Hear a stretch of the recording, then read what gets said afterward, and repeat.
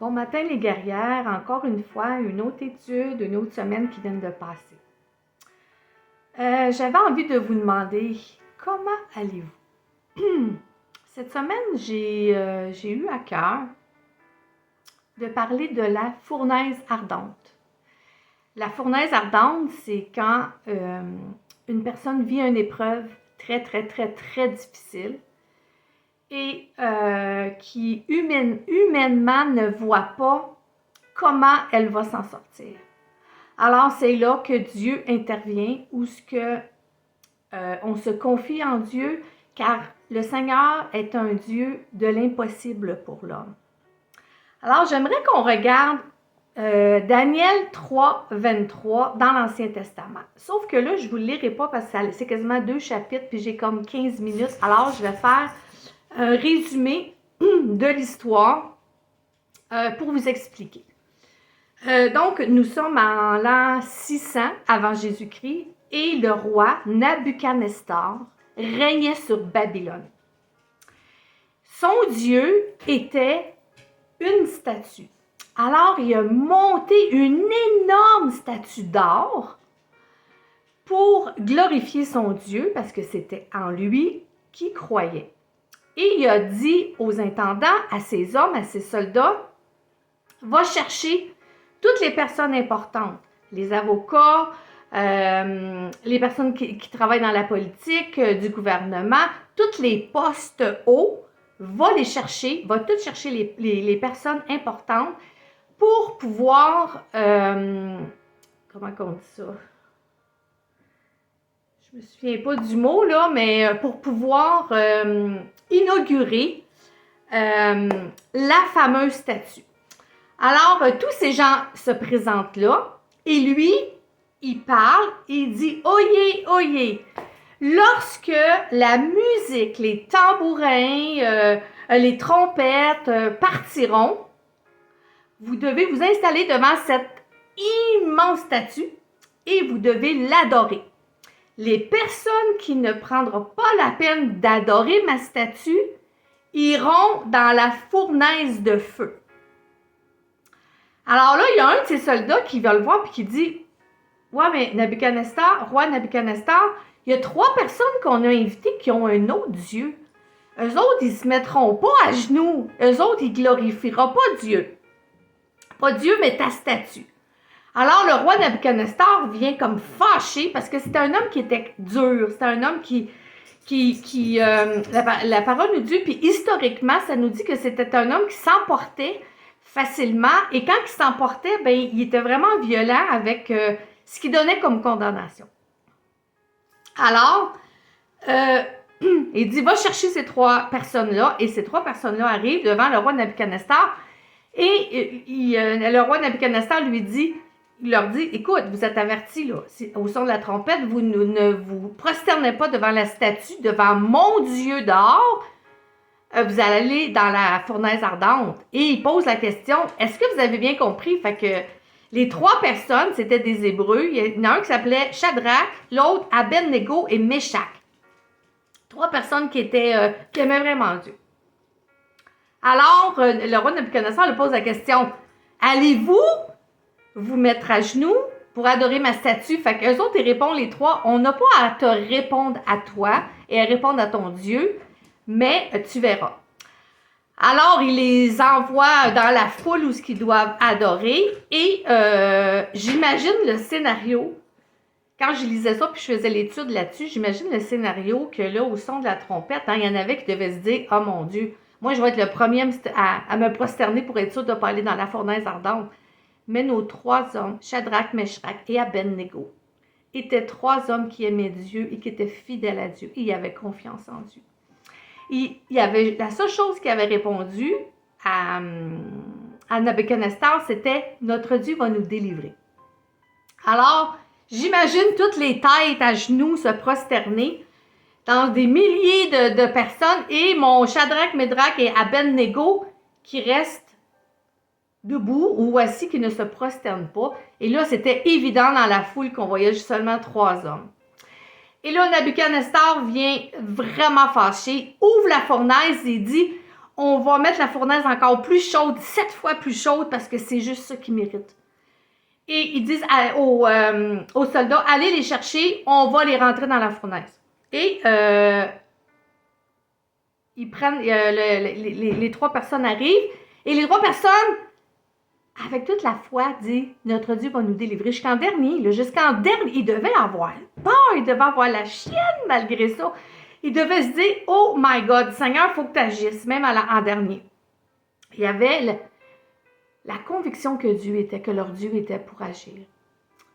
Alors, les soldats les jettent dans la fournaise, et quand ils ont ouvert la fournaise, qu'ils ont jeté, le temps de les jeter dans la fournaise, la parole de Dieu nous dit que la flamme était tellement haute que tous les soldats, eux autres, sont morts brûlés parce que la fournaise était trop ardente. Et j'imagine qu'il y avait une petite fenêtre, puisque le roi Nabuchodonosor a regardé à travers le genre de petit hublot et il a vu les trois personnes qui étaient là, Shadrach, Meshach et Abednego.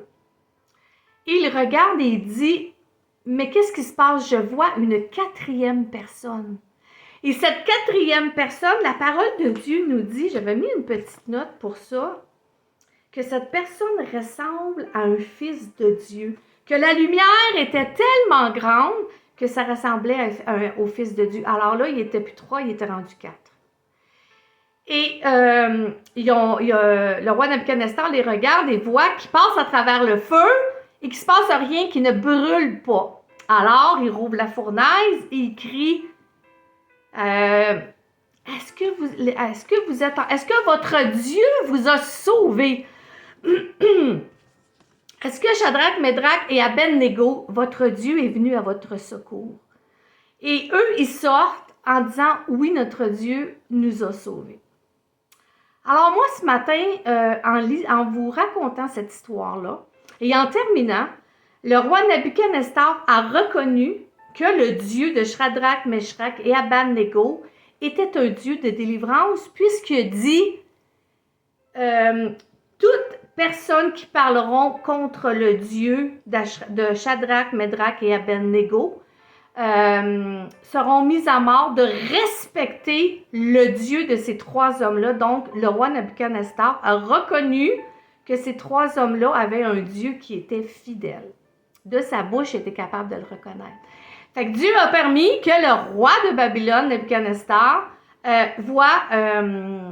voit Dieu tout dans sa splendeur et qu'il soit capable de reconnaître que le Dieu de ces 3 hommes-là était un Dieu vivant. Moi, ce que je veux vous parler ce matin, où je veux en venir, c'est pas de vous faire jeter dans la fournaise ardente, mais c'est de faire un parallèle avec notre vie. On vit parfois et souvent dans une fournaise ardente. On vit des choses difficiles. Ça peut être plein de choses. Je ne vais pas énumérer rien parce que je ne voudrais pas oublier des situations. Mais ce matin, je veux juste te dire, guerrière, que si tu passes dans la fournaise ardente, c'est très représentatif. Si tu passes à travers le feu, si tu vis quelque chose qui est difficile, qui fait mal, ou ce que tu dis, il n'y a aucun espoir, ben moi, je veux juste te dire que Dieu est à côté de toi. Comme il était à côté de nos 3 fidèles hommes, Shadrach, Meshach et Abednego. C'était des hommes fidèles, persévérants, qui ont cru, qui ont eu la foi jusqu'en dernier. Et moi, ce matin, je te dis, guerrière, n'abandonne pas ta foi. Peut-être que tu peux dire, Dieu, je te vois pas agir. Puis oui, c'est vrai que dans des situations, Dieu, on le voit pas agir, mais c'est juste pas le temps. Dieu est là. Et moi, je peux te dire que quand les 3 hommes qui ont sorti de la fournaise, le 4e qui était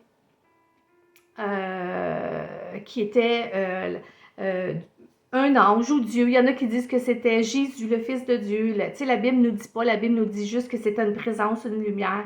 Cette personne-là n'a pas sorti avec les 3 hommes parce qu'il combat dans la fournaise avec toi. Parce qu'il est resté dans la fournaise pour combattre. Quand j'ai lu Daniel et que j'ai décortiqué l'enseignement, j'ai tellement compris quelque chose à travers ça. J'ai compris que la personne qui était représentée comme étant une lumière éclatante qui les ont sauvés de ce feu-là, a resté dans le feu, n'a pas sorti. Parce que quand tu es dans le feu, mes guerrières, quand tu es dans le feu, mes sœurs, Dieu est là. Et peut-être que tu ne le vois pas parce que ce n'est pas permis que tu le vois présentement. Mais tu vas la voir, cette gloire. Tu vas la voir, cette représentation de cette lumière si intense parce que ça va aboutir à quelque chose. Et que peut-être pour toi, humainement, ça n'a aucun sens. Qu'est-ce qui arrive? Parce qu'on regarde avec nos yeux de cœur, nos yeux humains, nos yeux pécheurs. Mais Dieu a toute une autre vision de nous. Alors moi, je veux juste te dire de ne pas abandonner. Et vous savez, la parole de Dieu ne nous a pas, empêchés. Dieu ne nous a pas promis de ne pas vivre des choses difficiles, de ne pas être dans la fournaise, parce que c'est ça qui nous fait grandir. Alors, j'ai un verset biblique que je veux vraiment vous lire, qui est dans 1 Pierre 4, 12, 13. Soyez très attentifs, parce que c'est la continuité de Daniel dans l'Ancien Testament. Là, on est dans le Nouveau Testament, où l'apôtre Pierre, 1 Pierre 4, 12, 13, nous dit, bien-aimés, c'est nous qui sommes avec Dieu. Ne soyez pas surpris comme d'une chose étrange qui vous arrive, de la fournaise qui est au milieu de vous pour vous éprouver. Alors, Pierre nous confirme vraiment que cette fournaise-là, ce sont des épreuves, puis c'est pour nous éprouver. Est-ce qu'on va continuer? Est-ce qu'on va garder la foi? Est-ce qu'on va abandonner? Est-ce qu'on va critiquer contre Dieu? Est-ce qu'on va douter de Dieu? Réjouissez-vous au contraire de la part que vous avez aux souffrances de Christ, afin que vous soyez aussi dans la joie et dans l'allégresse lorsque sa gloire apparaîtra. La promesse est là, la promesse que quand tu es dans la fournaise ardente et que tu continues à croire en Dieu, à espérer en Dieu, et même à te réjouir, même réussir à te réjouir en te disant, Seigneur, je te le donne, j'ai aucun contrôle sur cette situation-là, je te le donne. Et souvent, on le donne une journée et le lendemain, on le reprend. On le reprend, on est découragé, on s'abat sur nous autres mêmes, on se dit, pourquoi Seigneur? Non, notre réaction en tant qu'enfant de Dieu, c'est de dire, Dieu est en contrôle. Tout concourt au bien pour ceux qui aiment Dieu. Il y a un bien qui va en sortir de ça et nous devons nous en réjouir parce que la gloire apparaîtra. Comme la gloire a apparu pour les 3 hommes dans la fournaise ardente. Alors, j'avais vraiment à cœur de vous partager ça. Et le dernier passage, c'est dans Psaume 43, 5. Un passage d'espoir, un passage d'encouragement en finissant ce petit enseignement pour vous que j'avais à cœur de vous partager. C'est pas facile quand on vit des choses difficiles, puis des choses, on est éprouvé. Mais tu sais, le Seigneur, il nous dit que on l'a et que la délivrance arrivera. Alors, Psaume 43, 5, j'ai plein de passages là, qui nous dit « Pourquoi t'as battu mon âme et gémis-tu au-dedans de moi? Espère en l'Éternel, car je le louerai encore, il est mon salut et mon Dieu. » Alors, c'est difficile, guerrière, de rester positive pendant des tribulations, pendant la fournaise ardente. Mais c'est possible. C'est possible. Et quand on est dans des situations comme ça, souvent, on est tellement abattu qu'on n'est même plus capable de lever la main parce que notre corps est fatigué. Notre corps est épuisé. Et on n'a plus la force de lever la main. Mais moi, je te dis, garde la lecture de la parole pour te nourrir. Va dans les paroles d'encouragement pour te soutenir. Demande à des sœurs de prier pour toi. C'est super important. Hein? Les guerrières de prière sont faites pour ça. Les guerrières de prière sont là pour soutenir les guerrières qui sont dans des temps plus faibles. Et des temps plus faibles, j'en ai. et des temps plus faibles. Tout le monde en a parce que c'est ça d'avoir notre armure, c'est ça d'être guerrière. C'est ça de continuer. Tu sais, une guerrière, ça représente quelqu'un de fort, quelqu'un de persévérant. Les guerriers étaient des personnes fortes, étaient des personnes qui allaient au combat. Et oui, les guerrières, nous sommes des combattantes, nous sommes des personnes qui veulent avoir la victoire, des personnes fortes, des personnes qui ne veulent pas se laisser abattre par les situations que nous vivons, même s'ils sont difficiles. Guerrière, bats-toi. Bats-toi avec la parole. Demande-nous des prières. Le site est là pour ça, le site des guerrières. Si c'est trop personnel, écris-nous en privé dans Messenger sur les guerrières de prière. Alors, c'est ce que j'avais à vous partager ce matin. J'espère que ça va vous faire du bien. J'espère que ça va vous réconforter. J'espère que ça va vous donner de l'espoir ce matin. Alors, je n'aimerais pas finir en ne faisant pas la prière. J'aimerais prier pour vous. Alléluia. Alors, courbons nos têtes, fermons nos yeux. Dieu Père éternel, Seigneur, tu vois, Seigneur, ces femmes, ces guerrières, Seigneur, qui se battent, Seigneur, chaque jour, en toi et pour toi, Seigneur. Seigneur, tu ne nous as pas promis, Seigneur, de ne pas avoir d'épreuves, de tribulations et de ne pas être dans la fournaise. Mais gloire à Dieu parce que tu nous as montré que tu règnes dans la fournaise avec nous. Que pendant la fournaise ardente est là, on ne le voit pas, mais tu es à nos côtés, Seigneur. Tu es à nos côtés, Seigneur, pour que ton vase d'or arrive, Seigneur. Pour nous travailler, nous sculpter, Seigneur. Pour devenir un vase d'argent et d'or, nous devons passer par le feu, Seigneur. Pour grandir, Seigneur. Pour nous faire comprendre des choses, Seigneur, parce que sans ça, on ne comprend pas, Seigneur. Alors, Seigneur, toute épreuve apporte quelque chose, Seigneur, de positif. Dieu éternel, viens toucher les cœurs, Seigneur, de ces guerrières ce matin. Viens apaiser leur douleur de cœur, Seigneur, leur physique qui n'en peuvent plus, qui sont épuisés. Seigneur, il y a peut-être des guerrières qui ont même abandonné, Seigneur, le combat, Seigneur. Qui ont mis leur armure de côté, Seigneur Jésus. Je te prie de les relever. Relève-les, Seigneur. Montre-leur que tu es là. Montre-leur, Seigneur, que tu es le Dieu de l'impossible, oh Dieu. Seigneur, que tu puisses nous donner le goût de lire ta parole pendant ces épreuves, afin, Seigneur, d'avoir les yeux fixés sur tes promesses. Seigneur, il y a des milliers de promesses dans ta parole, Seigneur, que l'on puisse les prendre et, Seigneur, les coller, Seigneur, contre notre cœur afin de combattre, Seigneur Jésus. Seigneur, touche les guerrières, Seigneur, prends soin d'elles, Seigneur, garde-les, Seigneur. Montre-leur ton amour, Seigneur, pour toi, oh Dieu. Je te prie, Seigneur, dans le nom de Jésus. Amen. Alors, mes guerrières, passez une belle semaine et j'espère que ces études vous font du bien. Puis si c'est le cas, ben laissez-moi un petit commentaire parce que moi, ça m'encourage.